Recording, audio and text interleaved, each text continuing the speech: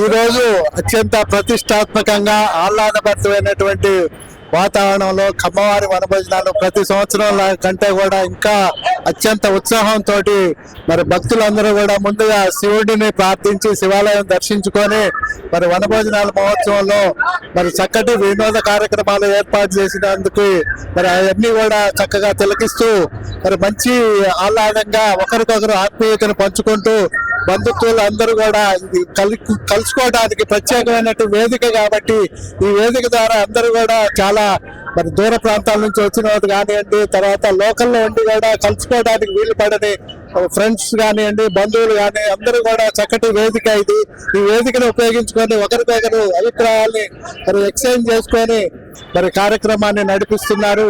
వారందరికీ కూడా ప్రత్యేక ధన్యవాదాలు. మరి అదేవిధంగా కమ్మవారు అంటేనే మనకున్నటువంటి ప్రత్యేక గుణం ఏంటంటే సాయం చేయడం. వ్యవసాయం అనేది మన సాగు కల్చర్ నేర్పుతుందే మన కమ్మవారు కాబట్టి సాయం చేయడంలో కానీ వ్యవసాయం చేయడం కానీ కమ్మవారికి సాటి లేరు.